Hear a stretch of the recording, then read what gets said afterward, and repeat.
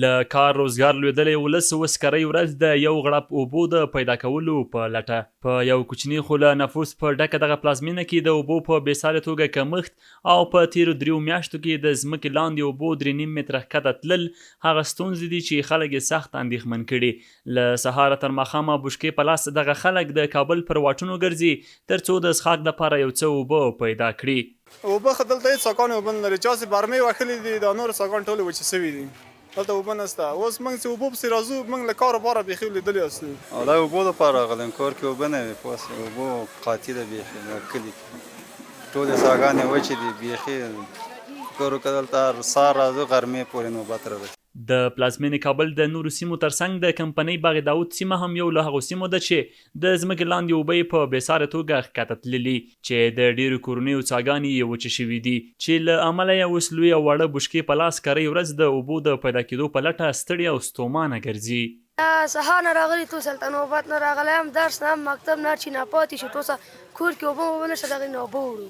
دلته اوبو پسې راغلي یو، د سهار 8 بجې نه راغلي یو، د اوس تقریبا 12 بجې موږ ته نوبت نه دی راغلی. هلته کور کې کالي مینځي، څښلو ته اوبه نشته.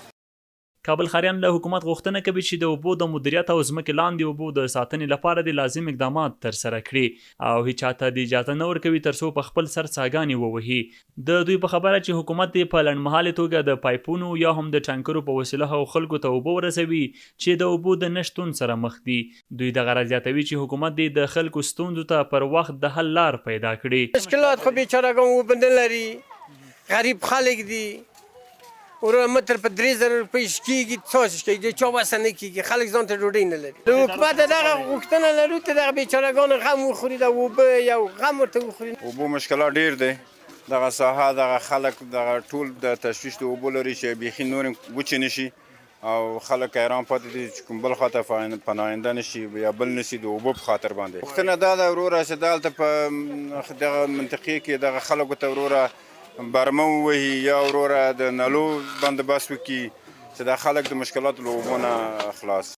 په ورته مهال بیا د اوبو او انرژۍ وزارت اقلیمي بدلونونه، وچکالي، د نفوسو زیاتوالی او له اوبو زیاته استفاده د اوبو د کمښت عمده عوامل یادوي، خو په خبره چې دوی په داسې پلانونو کار روان کړی چې له مخې به یې وکولی شي د اوبو د زیات مصرف مخه ونیسي.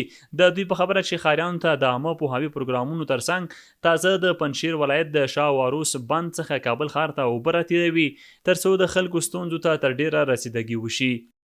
دا تر پلان داسې باید د خلکو په هوایو سي د زیات مصرف څخه راګردان سي. دومره خبره دا ده چې په پلان کې داسې کابل ښار ته د پنجشیر نه د شاه وروس بند نه څخه اوبه راتېرې کړي او دلته لندر بند او شاتوت بند باندې کار وسي.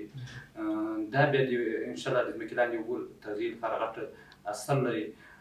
بل په پلان کې دا ده چې عام سیندونه دي یا چکدمونه دي، دا په پلان کې چې چکدمونه جوړ سي په هر ځای کې او د ځمکې لاندې اوبو ته تغذیه سي.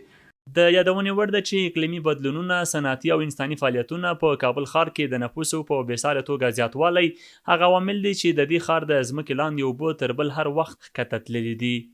عبیدالله حیدرزی، CNG، کابل.